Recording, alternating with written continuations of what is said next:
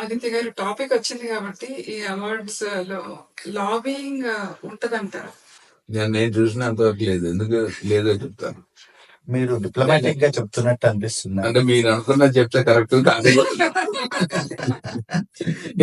Sir ఇందులో diplomacy ఏం లేదు. ఉంటుందో ఉండదో నాకు తెలియదు అని చెప్తే డిప్లొమసీ. అసలు ఖచ్చితంగా లేదని చెప్తాను. నేను తీవ్రంగా ఖండిస్తున్నా. మేము లాబింగ్ అంటే ఎలా చేస్తారో కూడా క్లూ ఉండదు. Once you go to Delhi on invitation 3 గంటకి తెలీదు like your selected for national award jury. మరి నాకు కౌశల్య గారైనా, బలభద్రపాత్ర రమణి గారైనా, రాజ్ కందుకూరి గారైనా, రాజేష్ లక్ష్మణ్ గారైనా, మన చంద్ర సిద్ధార్థ్ అయినా, నేను వెళ్ళినప్పుడైనా, ఎంఎం శ్రీలేఖ గారు వచ్చినప్పుడైనా, మేము అందరూ అవార్డు సెరమనీ అయ్యాక ఇన్స్టాలోను ఫేస్బుక్ లో ఫోటోలు చూసి మీరు ఎప్పుడు వెళ్ళారు. అసలు వాళ్ళు ఎంత కాన్ఫిడెన్స్ ఎవరికి ఒక ప్యానెల్ లో నేను కాకుండా మిగిలిన వాళ్ళు ఎవరు ఏ రాష్ట్రాల నుంచి వస్తున్నారు నాకు తెలియదు.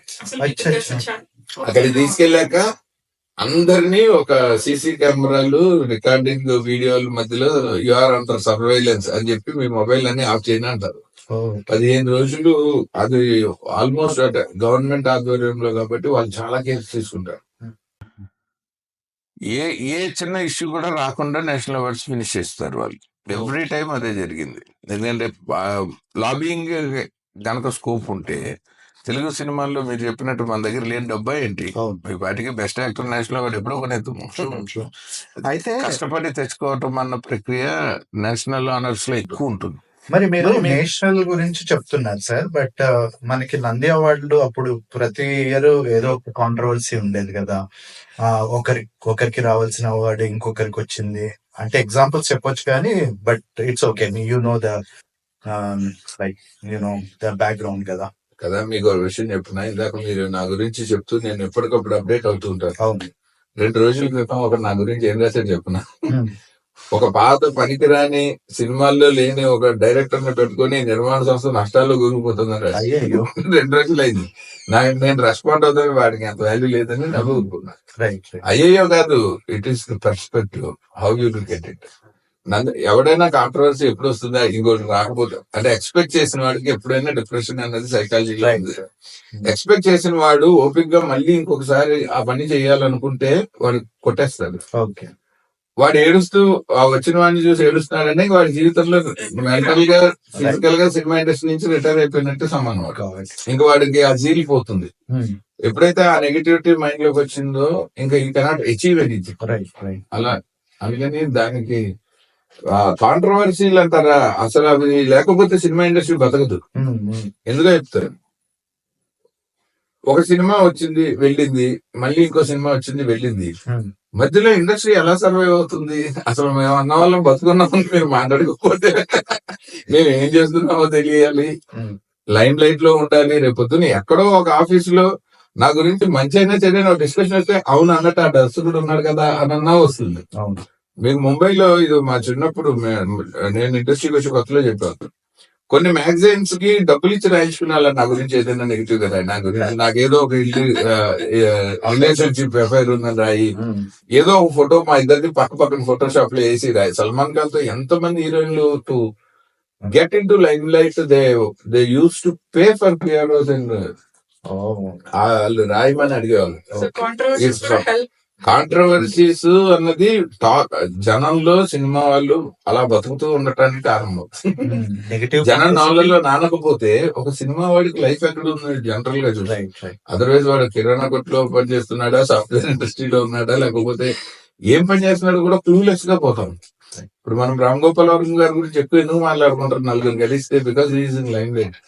ఆయన సినిమాలు వచ్చినా ఆయన అదే లాస్ట్ సినిమా నుంచి నెక్స్ట్ సినిమా వరకు ఆయన సైలెంట్ గా సోషల్ మీడియాలో మ్యూట్ అయ్యి ఉండుంటే ఈ కెనాట్ బికమ్ లైవ్ బాయ్ కదా. అది సినిమాకి ఎప్పుడు హెల్ప్ చేస్తుంది. అది ఒక పాయింట్ ఆఫ్ ఒక సినిమా గురించి అయినా, సినిమా వాడి గురించి అయినా, మంచి అయినా చెడైనా ఒక టాపిక్ నడుస్తూ ఉండాలి సమాజంలో. అది నడుస్తున్నది కాదు, మేము హ్యాపీగా ఉంటాం. సో ఇప్పుడు నేను అడిగిన ప్రశ్నకి మీరేమంటారు? లైక్ ఇప్పుడు అవార్డుల కాంట్రవర్సీ ఏదైతే ఉందో అది ఎక్స్పెక్ట్ చేసి రాని వాళ్ళు క్రియేట్ చేసే కాంట్రవర్సీ అంటారా? సింపుల్ గా ఇప్పుడు మీకే ఒక ఎగ్జాంపుల్, లేటెస్ట్ గా పంకజ్ త్రిపాఠికి బెస్ట్ సపోర్టింగ్ యాక్టర్ వచ్చింది, వెంటనే అనుపమ్ ఖేర్ గారు ఇది చెత్త జూరీ దీనికి నా కాశ్మీర్ ఫైల్స్ కి రాలేదన్నారు. That is fine, that is his opinion, right right but he is not jury. Right so దాన్ని మనం ఖండించడం అక్కర్లేదు. ఆయన అభిప్రాయం such a great actor. Dharma cinema రోజుల నుంచి ఆయన మనం ఫాలో అవుతాం, ఇంక్లూడింగ్ కాశ్మీర్ ఫైల్స్ మనం ఆ మూవీ కూడా ఆయన బాగుంది. లైక్ చేసాము, లవ్ అడ్మైర్ చేసాము. అలాగే ఉండి ఉండి నసీరుద్దీన్ షా పేర్ల మీద కొన్ని వస్తూ ఉంటాయి. అవి నాకు డౌట్ ఏంటంటే ఆయన ఒరిజినల్ గా అలా అందని, బట్ తెలుగు రైటింగ్ లో అన్ని రివర్స్. నేను ఒకసారి ఫేస్బుక్ లో కూడా పెట్టి మళ్ళీ తీసాను, ఆయన అనేసాడు అనుకుని ఆవేశపడి. అచ్చా అచ్చా సో ఇలా కొన్ని కొన్ని పేర్లతోటి కొన్ని వార్తలు వచ్చినప్పుడు మనకి, but it is okay if it is really their opinion, let it be. మనకేముంది, వాళ్ళని రెస్పెక్ట్ ఇచ్చి వదిలేయటమే. ఆ, సాగర సంగమం సినిమాకి కమల్ హాసన్ కి వచ్చిన సంవత్సరం నాకు తెలిసి ఇండియాలో ఏ యాక్టర్ కి అలాంటి క్యారెక్టర్ పడుండదు, కరెక్ట్. అన్ని ఎమోషన్స్ అంతా వేరే. But he was not best actor for Sagar Sangamam Telugu.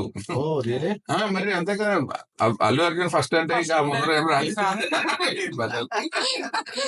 Really అని అమ్మాయి సాగర సంగమానికి రాక బెస్ట్ యాక్టర్ అంటే ఆ character arc ఉంది చూసారా. ఇప్పుడు పుష్ప ఎందుకు గెలిచింది అంటే ఆర్క్ ఆఫ్ ద క్యారెక్టర్, అంటే ఎన్ని ఎమోషన్స్ అతను అందులో, లవ్, మదర్ సెంటిమెంట్, అతని లోన్లీనెస్, అతని బాధ, టూ మచ్ ఆర్క్ ఉంటుంది. రైట్ అలాంటివి వచ్చిన రంగస్థలంలో చిట్టుబాబు క్యారెక్టర్ కి రాలేదు. రాలేదు. రైట్ సో అప్పుడే రామ్ చరణ్ గానీ కమల్ హాసన్ గానీ తొందరపడి వాళ్ళు, because they believe in themselves, మేము మళ్ళీ అండర్ గివెన్ ఆపర్చునిటీ కొడతామని పని చేసుకుంటూ వెళ్ళిపోతున్నారు. రైట్ ఇద్దరు నటులకి కలిపి ఇవ్వాల్సి వస్తే ఆర్ఆర్ఆర్ పెద్ద హిట్ అయిన కారణమే ఎన్టీఆర్ రామ్ చరణ్ కెమిస్ట్రీ వల్ల, ఆన్ స్క్రీన్ బాండింగ్ వల్ల. కరెక్ట్. సో ఇద్దరికి కలిపి ఇవ్వాల్సి వస్తే వాళ్ళకంటే గొప్పగా షోలే తర్వాత వీళ్ళిద్దరే, అవును అంటే వాళ్ళిద్దరి వల్ల సినిమా ఆడి భుజాన్ని నేర్చుకున్నారు. Right. వాళ్ళ పెర్ఫార్మెన్స్ స్కేల్స్. బట్ వాళ్ళేం తొందరపడి అల్లు అర్జున్ కి వచ్చింది నాకు రాలేదు అని అనలేదు. Correct. So they are so matured. అది అర్థమైన వాడికి తెలుస్తుంది దాని వాల్యూ. అర్థం కాని వాడు ఒకవేళ తొందరపడి ఏదైనా అన్నా మనం పట్టించుకోగలం, పర్వాలేదు పాపం. రైట్. శంకర్దాదాలో ఒక బుక్ ఏమన్నారు కదా,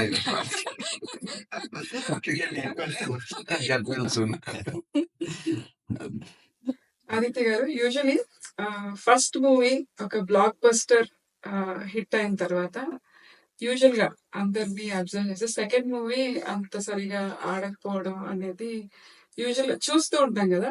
అండ్ మీరు ఫస్ట్ డైరెక్టర్ గా అంత బ్లాక్ బస్టర్ కొట్టినప్పుడు సెకండ్ మూవీ తీసుకున్నప్పుడు అసలు మీకు ఏమని?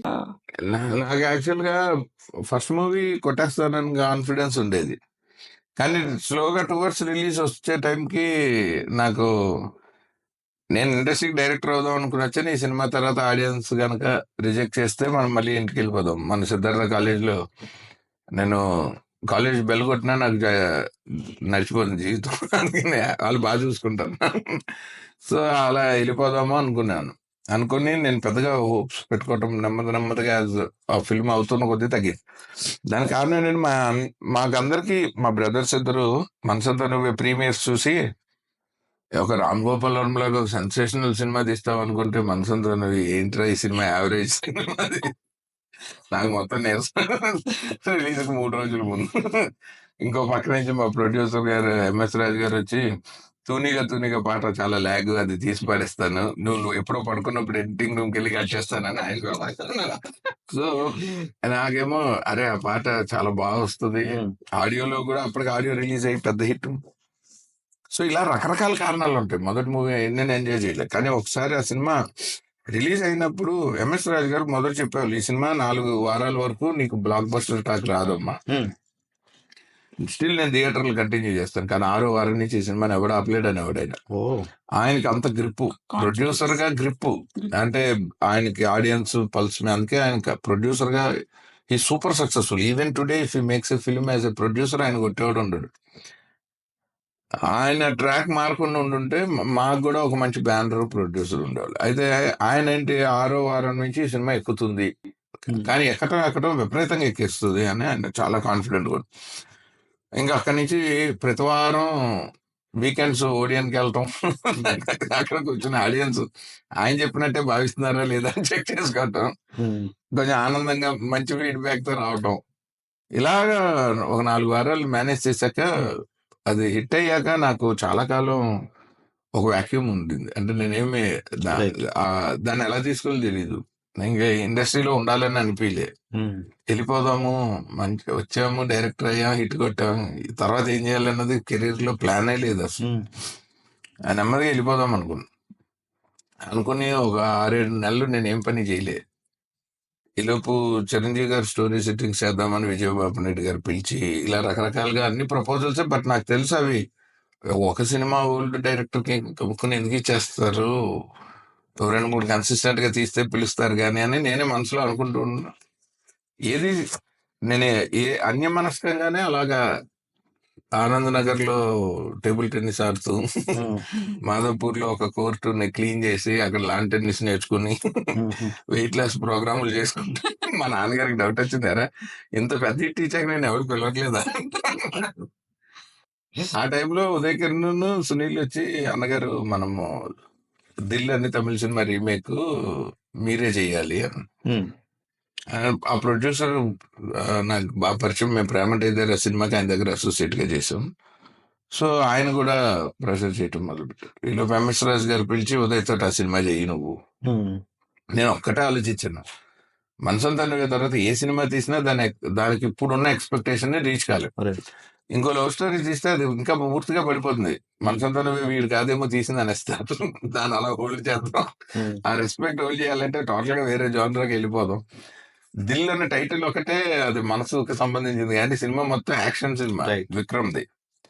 నేను అయితే దిల్ టైటిల్ మారిస్తే సినిమా చేస్తాను. అందుకని పాపం సరే ఏం పెడదాం అంటే హీరో పేరు పెట్టేద్దాం శ్రీరామ్ అని చెప్పి ఒక క్విక్ మాస్ కమర్షియల్ సినిమా లాగా దాన్ని చేసాం. So that producer will be benefited. నాకు ఎలాగో ఎక్స్పెక్టేషన్ లో డిఫరెన్స్ గ్యాప్ ఉంటుందని నాకు తెలుసు. కానీ ఆ సినిమా సర్ప్రైజింగ్లీ చాలా లాభము బిఫోర్ రిలీజ్ చేసేసింది నిర్మాతకి. చేసేసాక నేను ఉదయ్ కిరణ్ వెళ్ళి సినిమాను కొంచెం ప్రమోట్ టాక్ చాలా బాగుండేది. వివి వినాయక్ గారు లాంటి డైరెక్టర్లు వీళ్ళందరూ మాకు అసలు నాయకుల్లో కమల్ హాసన్ ని చూసినట్టున్నాడు, ఉదయ్ కిరణ్ చాలా స్మార్ట్ గా ఉన్నాడు, ఈ సినిమాని గట్టిగా పబ్లిసిటీ. అప్పుడు రజనీకాంత్ బాబా రిలీజ్ వాళ్ళు మొత్తం థియేటర్లు ఆక్యుపై చేశారు. సో ఉన్న థియేటర్లు మీరు హోల్డ్ చేయండి, లీజ్ నుంచి బయటకు రాకండి, గట్టిగా ప్రమోట్ చేయండి, కావాలంటే ఉదయం వేసుకుని ఒక టూర్ చేయి అని మా డైరెక్టర్లు, నా ఫ్రెండ్స్, ప్రొడ్యూసర్లు అందరూ అంటుండేవాళ్ళు. ఆయన దగ్గరికి వెళ్ళి మీరు అలాగూ బిఫోర్ రిలీజే బ్లాక్ బస్టర్ ప్రైస్ కి అమ్మేశారు కదా, కొంత మీది కాదనుకుని ఈ సినిమా ప్రమోషన్ కోసం ఖర్చు పెడితే మా ఇద్దరు కెరీర్లు బాగుంటాయండి అన్నాను. నాకు రావాల్సింది రిలీజ్ ముందు వచ్చేసిందండి. ఇప్పటి నుంచి ఈ సినిమా మీద నేను ఎంత పెట్టినా నేను నష్టపోవటమే తప్ప నాకేం యూజ్ లేదు, మీ కెరీర్ల సంగతి మీరు చూసుకొని అన్నాడు. వాడైతే లిటరలీ ఏడ్చేసాడు. అంటే చాలా సెన్సిబుల్ గా ఉంటాడు కదా, విపరీతంగా ఏడ్చి అలా ఎలా అంటారండి, డేట్లు ఇచ్చే వరకు ఎట్లపడి అది మిమ్మల్ని తెచ్చే వరకు ప్రాజెక్ట్ లో నన్ను వాడేవాడు లాక్కెళ్ళాడు. ఇంటికి వచ్చి మరి బలవంతంగా లాక్కెళ్ళి, నేను వద్దు, నేను ప్రభాస్ తో చేస్తాను ఇలాంటి కథ, నీకు వద్దు, నువ్వు హ్యాపీగా మంచి లవ్ స్టోరీ వేరే డైరెక్టర్ తో చెయ్యంటుండేవాడు. అండ్ బ్యాక్ టు బ్యాక్ నీతోనే సినిమాలు చేస్తే నీకు నాకు ఇద్దరికి ప్లస్ ఉంటుంది, కంపారిజన్లు వస్తాయి, వద్దు అనేవాడు. వాడికి ఆ గిల్ట్ ఉండింది, నేను బలవంతంగా డ్రాగ్ చేశాను ఈయన్ని అని. ఓ బోర్మని ఏడ్చినంత పని చేస్తే చెప్పారు, ఈ యాటిట్యూడ్ ఉన్న ప్రొడ్యూసర్లు ఎక్కువ కాలం ఇండస్ట్రీలో ఉంటారు. ఆ తర్వాత ఆయన మళ్ళీ సినిమా చేయడం 14 ఏళ్ళు పెట్టి. ఎందుకంటే ఇండస్ట్రీలో చాలా మంది వచ్చారు పోయారు, నేను వచ్చాకే బోలు మంది అలా మెరిసి పోయినారు. సో అది తెలిసిపోతుంది, ఏ యాటిట్యూడ్ తో వాళ్ళు సినిమాలు తీస్తున్నారో అది విత్ ఇన్ ద ఇండస్ట్రీ తెలిసిపోతుంది అనమాట. సో అలా సెకండ్ సినిమాకి నేను ఎప్పుడు హ్యాపీగా ఫీల్ అయ్యానంటే, నేను టూర్కి వెళ్ళాను. అప్పుడు డిస్ట్రిబ్యూటర్లు ఆఫీసుల్లో వాళ్ళు మేనేజర్లు, మీ శ్రీరామ్ పెద్ద హిట్ అండి, మాకు బాగా డబ్బులు తెచ్చింది, రీ రిలీజ్లు అన్ని విపరీతంగాను, కానీ మీ దాకా న్యూస్ రాదు, ఎందుకంటే ఇవన్నీ మీ నేనున్నాను ఫ్లాప్, శ్రీరామ్ హిట్ అనేవాళ్ళు. ఆ బాధతో వెళ్ళండి. అది ఆడినప్పుడు అది ఫ్లాప్ అన్నారు, ఇది రిలీజ్ అయితే అది హిట్ ఇది ఫ్లాప్ అంటున్నారని ఏడుస్తూ వెళ్ళారు. వెళ్తే ఆ తర్వాత అప్పుడు నాగార్జున గారు ఫోన్ చేసి ఒక 2-3 వారాలు ఆగు, మనం కొడతామన్నారు. నిజంగానే ఆయన చెప్పినట్టే ఆయన అప్పుడు మలేషియాకో మాల్దీవ్స్ కి ఎక్కడికో ఫ్యామిలీ టూర్ లో ఉన్నారు. నేను సినిమా ఫ్లాప్ అని అందరు అంటున్నారని, నేను ఎక్కడ కొంచెం లో అవుతానని ఆయన ఫోన్ చేసి ఈ సినిమా కొట్టేస్తామమ్మా, ఆ ఒక్క పాట చాలు, అసలు బ్రహ్మాండంగా సెకండ్ హాఫ్ ఎమోషన్స్, ఫైట్లు, పాటలు అన్ని బాగున్నాయి, ఇట్స్ ఫుల్ మీల్ సినిమా, నువ్వు ఏం వరి అవ్వకన్నాడు ఆయన. అనగానే నా ఒక 2-3 వారాల తర్వాత అది స్లో విపరీతంగా ఎక్కేసాను. అదే చాలా రికార్డులు బ్రేక్ చేసి, ఉత్తరాంధ్రలో అయితే ఇప్పటికీ చాలా రికార్డులు నేనన్నాను పేరు. నైస్. మీరు మీ ప్రయాణంలో బుల్లితెర, వెండితెర, ఇప్పుడు ఈ కాలంలో ఓటీటీ, ఈ మూడిటికి ఈ ట్రాన్సిషన్ లో మీరు ట్రెడిషనల్ మూవీ మేకింగ్ లో ఏమేమి చేంజెస్ చేయాల్సి వచ్చింది, చేశారా, ఎటువంటి జాగ్రత్తలు తీసుకున్నారు ఇందులోకి ఎంటర్ అవడానికి, ఓటీటీలో కూడా మెప్పించడానికి? మీరు ఒక్క నిమిషం అండి, మీరు సమాధానం చెప్పేట ముందు నేను ఒక వర్డ్ కాయిన్ చేద్దాం అనుకుంటున్నాను. మళ్ళీ అడుగుతా. కాదు కాదు, continuation. ఒట్టి తెర, ఆ? ఒట్టి తెర. ఓటీటీ ఇప్పుడు చెప్పండి. వీటన్నిటికీ ఒక కత్తెర ఉంటుంది, అదే ఎడిటింగ్. బేసిక్ గా టెక్నికాలిటీ ఆఫ్ ఫిల్మ్ మేకింగ్ లో మనకి చాలా డిఫరెన్స్ వచ్చేసింది. అంటే ఓన్లీ స్క్రీన్ మీద ప్రొజెక్టర్ సిస్టమ్ ఉన్నప్పుడు ల్యాబొరేటరీలన్నీ ఏదో ఒక లొకేషన్ లో ఉండి అక్కడికే ఫిల్మ్ ఇండస్ట్రీ వెళ్ళి సినిమాలు తీయాలి. సో అక్కడే ఇప్పుడు మెడ్రాస్ లో ఉన్నప్పుడు మెడ్రాస్, దానికి ముందు కోల్కతా, ఆ తర్వాత హైదరాబాద్ షిఫ్ట్ అయినప్పుడు హైదరాబాద్. టెలివిజన్ వచ్చినప్పుడు సినిమా ఇండస్ట్రీ పని అయిపోయింది అనేవాళ్ళు అందరూ. కానీ అది ఇంకొక సోర్స్ ఆఫ్ బిజినెస్ కింద యాడ్ అయిపోయింది. సో ఆడియన్స్ ఇంట్లో నుంచి కూడా చూడొచ్చు, అందరు థియేటర్కి రాక్కర్లేదు, మంత్లీ సబ్స్క్రిప్షన్ మీద సినిమాలు చూడొచ్చు అన్నప్పుడు వెంటనే టీవీలన్నీ సినిమా మార్కెట్ మీద పడ్డాయి. అవి కొనటం, హ్యూజ్ ప్రైజులు కొనటం, పెద్ద హీరో అయితే ఎక్కువ ప్రైజు, చిన్న హీరోలైనా ఏదో ఒక ప్రైజు. సో ఎప్పుడైతే మార్కెట్, ప్రేక్షకులు ఎక్కడ ఉంటే అక్కడికి మార్కెట్ వెళ్తూ ఉంటుంది. అండ్ ఇప్పుడు ఓటీటీ అన్నారు కదా, ఓటీటీలన్నీ పెద్ద పెద్ద కంపెనీలన్నీ హ్యూజ్ ఇన్వెస్ట్మెంట్ తోటి వస్తున్నాయి. అంటే సస్టైన్ అవటం కోసం 2,000 కోట్లు, 5,000 కోట్లు, 10,000 కోట్లతోటి కార్పొరేట్ కల్చర్ వచ్చేసింది. స్టిల్ ఎమోషనల్ గా ఆడియన్స్ కి సినిమాకి ఉన్న కనెక్షన్ మారలేదు, రీచ్ మారింది. టెక్నికాలిటీస్ లో మాత్రం మేకింగ్ స్టైల్ విపరీతంగా మారిపోయింది. అది మామూలుగా మన సొసైటీలో వచ్చిన చేంజెస్, సినిమా ఇండస్ట్రీలో కాదు. మనకే కెమెరా, ఒక పెద్ద కెమెరా నుంచి మనము ఫోటో స్టూడియోకి వెళ్ళి నల్ల క్లాత్ వేసుకుని ఒక డబ్బా కెమెరా పెట్టి స్టిల్ తీయించుకోవటం నుంచి మొబైల్ ఇలా పెట్టి కొట్టేస్తున్నాం. ఈ technical difference naturally film industry మీద కూడా వచ్చింది. అది because of social technical change, not about film making. So మాకేమవుతుందంటే టెక్నికల్ గా సినిమాని తీయటం ఈజీ అయింది. ఇప్పుడు ఇదివరకు ఫ్లైట్ లో కెమెరా పట్టుకెళ్ళి ఒక క్రూ వెళ్ళి ఐదర్ ఫ్లైట్ సెట్ అయ్యాలి, లేదా ఫుల్ ఫ్లైట్ టికెట్స్ కొనాలి, లేదా పర్మిషన్స్ తీసుకోవాలి. ఇప్పుడు చిన్న గోప్రో పెట్టి ఆర్టిస్టులకి రిహార్సల్స్ ఇచ్చి ఎయిర్పోర్ట్ నుంచి ఫ్లైట్ ఎక్కించి మళ్ళీ నెక్స్ట్ ఫ్లైట్ దింపేస్తున్నాం. Still you are getting the same quality. Theatre లో మీకు ఇచ్చే ఎక్స్పీరియన్స్ ఏం మారలేదు, తీసే విధానం మారిపోయింది. అది అందులో అయితే విపరీతమైన చేంజెస్ వచ్చేసాయి. దానివల్ల లాభాలు నష్టాలు ఎప్పుడు ఉంటాయి. లైక్ అది బేసిక్ గా ఇప్పుడు టెక్నాలజీ వల్ల ఏముందండి, వాడేవాడి మేధస్సుని బట్టి దాని వరస్ట్ రూపమో విశ్వరూపమో ఏదో. అందుకని దాన్ని ఎవరు ఏం చేయలేరు. ఆడియన్స్ ఎమోషనల్ గా కనెక్ట్ అవ్వటానికి, అండ్ ఓటీటీ కూడా టీవీ లాగా ఓటీటీ వస్తే సినిమాలు అయిపోయాను తప్పదు. ఓటీటీ ఇంకో బిజినెస్ యాడ్ చేసింది. ఇప్పుడు టీవీలు కనుక సినిమాలను కొంటే దాన్ని శాటిలైట్ హక్కులు అంటాం, ఓటీటీ కొంటే డిజిటల్ రైట్స్ అంటాం. Still theatre rights as it is ఉన్నాయి. సో థియేటర్ కి వెళ్ళటం అన్నది ఇట్ ఈస్ అన్ ఎక్స్పీరియన్స్. దాన్ని మాత్రం నాకు తెలిసి ఎవరు కొట్టలేరు కూడా. ఇంకో కొట్టరు అనుకున్నట్టు, కొట్టకూడదు. ఎందుకంటే అది కాకపోతే ఈ రెండు మాధ్యమాల వల్ల చిన్న కంటెంట్లన్నీ వీటికి వెళ్ళిపోతాయి. ఒక లార్జర్ దాన్ లైఫ్ ఎక్స్పీరియన్స్ ఉన్నవి మాత్రమే థియేటర్కి వస్తాయి. అది which is a dangerous sign. ఎందుకంటే హాలీవుడ్ అలాగే నష్టపోతుంది. 800 కోట్లు దాటి 1000 కోట్లు దాటిన సినిమాలు మాత్రమే బిగ్ స్క్రీన్ ఎక్స్పీరియన్స్ ఉన్నాయి. ఇక్కడ మనకంటే ఫ్లాప్ సినిమాలు ఎక్కువ. నేను లాస్ట్ 24 years లో ఎక్కువ ఇంగ్లీష్ సినిమాలు మనకంటే దారుణంగా తీసిన ఇక్కడే చూస్తాను థియేటర్స్.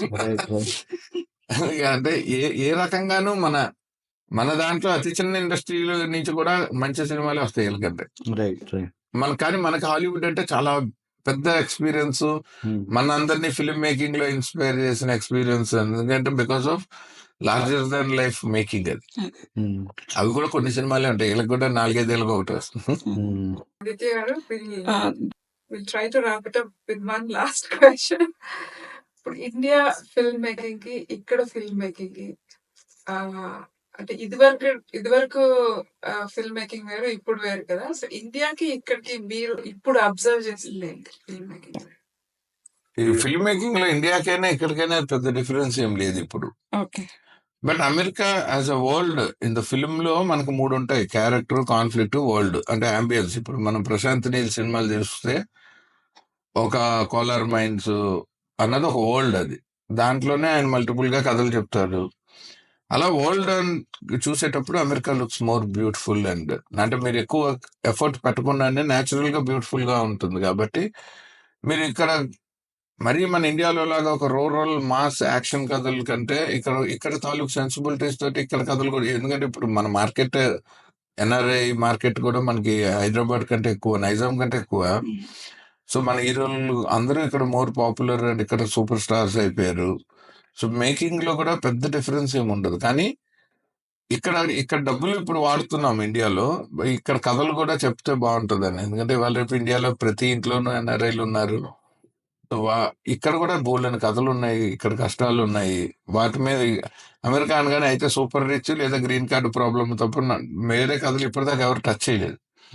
నేను 4 స్టార్ తో కొంత ట్రై చేశాను, అందుకని దానికి మంచి క్రిటికల్ అక్లెయిమ్ వచ్చింది. నేను అమెరికన్ డివోర్స్ లా మీద ఒక కథ చేసిన కోర్ట్ రూమ్ డ్రామా, అది 4 స్టార్ ఫన్స్.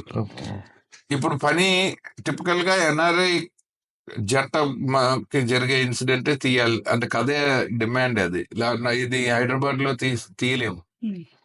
సో అలా ఇక్కడ కథ జరిగితే బాగుంటుంది, ఏ కథ అయినా కానీ. అప్పుడు ఇక్కడ న్యాచురల్ గా ఇక్కడ జీవితం ఎలా ఉంటుందో మనాలకు కూడా చూస్తారు. అందరూ ట్రావెల్ చేయలేరు కదా. సో బాగుంటుంది అనిపించింది. అండ్ క్రియేటివ్, నేను చెప్పినట్టు క్రియేటివ్ ఫ్రీడమ్ బాగుంటుంది. అందరూ చదువుకున్న వాళ్ళ మధ్యలో పనిచేయడం రిలేటివ్లీ కొంత easy. Different level of people ఒకే రోజు సెట్ లో ఉండే కంటే ఈక్వల్లీ ఎడ్యుకేటెడ్, ఒక వీసా ప్రాసెస్, ఒక ఇంగ్లీష్ మాట్లాడేది, ఒక లాంగ్వేజ్ సో కొంత it might make your work easy. So story selection లో డిఫరెన్స్ ఉంటుందండి అక్కడ. స్టోరీ సెలెక్షన్ ఆబ్వియస్లీ మీరు ఏ నేటివ్ ల్యాండ్ మీద చేస్తే ఆ నేటివ్ టోన్ కథ తీసుకోకపోతే that will be your failure. అది దాంట్లో అసలు నేను కాదు, ఎవరైనా చేయాల్సింది అది it is a norm of film making. So ఆ లా ఆఫ్ ద ల్యాండ్ ని ఆడియన్స్ కి చెప్పాలా, ఆ నేటివిటీ స్టైల్ ని ఆడియన్స్ కి ఎక్స్పీరియన్స్ చేయించాలా. వాట్ ఎవర్ యు ఆర్ మీరు ఇక్కడ ఏమి లైఫ్ లివ్ చేస్తున్నారో ఆ ఎక్స్పీరియన్స్ తెలుగు ప్రేక్షకులకు ఇవ్వకపోతే it will be my failure. అది so what I see here as a director అది నేను కన్వే చేయగలగాలి స్క్రీన్ మీద. అది బేసిక్ గా ఏ ఫిల్మ్ మేకర్ అయినా చేసేది. I'm nothing new to it. కానీ ఒకటి చెప్పాలండి, నిజంగా మిమ్మల్ని యూఆర్ వెరీ అప్రోచబుల్. మిమ్మల్ని వచ్చి ఇంటర్వ్యూ కావాలని అప్రోచ్ అవడానికి మేమేమీ జంకలేదు. మీతో మొహమాట పడలేదు. ఇంట్లో మనుషుల్లాగే మాట్లాడుకున్నట్టు అనిపించింది. కానీ రెస్ట్రిక్టెడ్ గా లేకపోతే భయంతో గానీ అట్లా ఏమీ అనిపించలేదు. వేరే వెళ్ళండి, మీ పుణ్యవాణి ఇంతమంది కావాల్సిన వాళ్ళని తలుచుకునే అవకాశం వచ్చింది నాకు కూడా. ఇంకొకసారి జస్ట్ మనం అప్పుడప్పుడు రిజ్యూనేట్ అవ్వాలంటే చిన్న నాస్టాల్జియా కూడా అవసరం. సార్ మీరు హాయిగా డబ్బులు ఇచ్చి సినిమా చూస్తారు, మీకు చిరంజీవి ఇష్టం అయితే చిరంజీవి ఇష్టం, that is okay, me choice. Balakrishna ఇష్టం అయితే బాలకృష్ణ, మీకు చాయిస్ ఉంది. మీరే సినిమా ఇండస్ట్రీకి వచ్చారు. చిరంజీవి 2 ఏళ్ళు ఖాళీగా లేరు, ఈ లోపు ఇంకొక హీరో ఉన్నారు, నేను చేయను అంటారా ఏంటి? అక్కడ దాకా రీచ్ అవ్వాలంటే మీరు అందరితోనూ అభిమానంగా పనిచేయాలి. లేదు. సో అది డిప్లొమసీ అనుకుంటే మనం ఏం చేయడం. But when you are into that profession, you have to balance the act. ఆ బ్యాలెన్సింగ్ యాక్ట్ లేకపోతే you are not suitable for the profession. మీరు ఖాళీగా ఉన్న వాళ్ళు చాలా మంది చెడగొట్టి అవి వైరల్ అయిపోయి చూడండి, మన సమాజంలో ఒక దరిద్ర భావజాలం సోషల్ మీడియాలో నుంచి అలా వచ్చేసి దాన్ని రైట్ అనుకున్న వాళ్ళకి అది ప్రాబ్లం. మీలాంటి చదువుకున్న వాళ్ళు అనుకోరు కానీ. బట్ ఎప్పుడే when you are representing common people who are watching the videos, వాళ్ళు ఒక వెబ్సైట్ చూసో, ఒక వీడియో యూట్యూబ్ thumbnail చూసో ఒక ఒపీనియన్ ఫామ్ చేసుకుంటే వాడి మీద మనం జాలిపడాలి, కోపపడకూడదు. ఇప్పుడు కూడా ఈ ఇంటర్వ్యూ కింద కామెంట్లు ఎవరైనా తిట్టి పెడితే కూడా ఐ స్టిల్ పిటీ దెమ్. ఎందుకంటే ఈ ఇంటర్వ్యూలో పనికొచ్చే మ్యాటర్ కంటే వాడు ఆ పనికిరాని మ్యాటర్ మీద ఫోకస్ చేసే కదా తిట్టుంటాడు అనుకుంటాను. పర్స్పెక్టివ్. అందుకని మనం అసలు ఎవరిని ఏమనుకుంటాం. సో మీ ఇంత బిజీ స్కెడ్యూల్ లో కూడా మా మాటని మళ్ళించి నిన్నే చిరంజీవి గారు అయ్యో, నిన్న చిరంజీవి గారు ఇన్స్టాలో ఒక రీల్ చూసండి. ఆ, ఎవడైనా కలవటం ఇష్టం లేకపోతేనో సాయం చేయాలని లేకపోతే నేను బిజీగా ఉన్నాను అంటారు తప్ప నిజానికి ఎవరు బిజీగా ఉంటాడని చెప్పి కలవాలని అనుకుంటే లేదా ఒక పని చేయాలని అనుకుంటే ఆ, బిజీగా ఉన్నాను టైం లేదని ఎవడైనా అన్నాడంటే అది అబద్ధం. ఎందుకంటే అమెరికా ప్రెసిడెంట్ కైనా భారతదేశ ప్రధానమంత్రికైనా ఒక స్టార్ కన్నా ఒక డైరెక్టర్ కన్నా రైటర్ కన్నా జీవితంలో ప్రపంచంలో బతికే ఏ ప్రాణికైనా ఉమ్, సమయం ఒక రోజులో 24 గంటలే. సో ఎంత బిజీగా ఉంటే మాత్రం సో అవాయిడ్ చేయాలనే వాళ్ళు అనుకునే మాట. Right. నేను మిమ్మల్ని అవాయిడ్ చేయాలనుకోలేదు కాబట్టి మీరు పదే పదే బిజీ షెడ్యూల్ అని అనకండి. అలా కాదు సార్, అది నేను కంక్లూషన్ కండి. కంక్లూషన్ కూడా నేను మిమ్మల్ని అవాయిడ్ చేయకపోతేనే కదా మీరు ఇద్దరు ఇక్కడ ఉన్నారు. మీ కంక్లూషన్ మార్చండి. ఓ అలా అంటారా? డిప్లొమాటిక్ ఏమో టైం ఇచ్చినందుకు ఈవెంట్ తీసుకుంటున్నారా డిప్లొమాటిక్ అన్నాను. ఇదేదో ర్యాగింగ్ చేస్తున్నట్టుగా ఉంది. సో ఆదిత్య గారు, ఈ సాయంత్రాన్ని మాతో పంచుకొని మీ అనుభవాల్ని అనుభూతుల్ని మాతో పంచుకుంటూ ఫిల్మ్ మేకింగ్ లో మెలకువల్ని ప్రేక్షకులకు అందించినందుకు మీకు చాలా చాలా చాలా ధన్యవాదాలండి. Thank you so much Kishore garu. Super duper happy మీతో ఇద్దరితో మాట్లాడటం. మనం కెమెరా లేకుండా చాలాసార్లు మాట్లాడుకున్నాం. సో ఇంకేమైనా పనికొస్తే I'm so very happy. Thank you. అందరికీ నమస్కారం. నేను మీ VN Aditya. Manasulo Maata with Pavani and Kishore. Please watch, like, share and subscribe.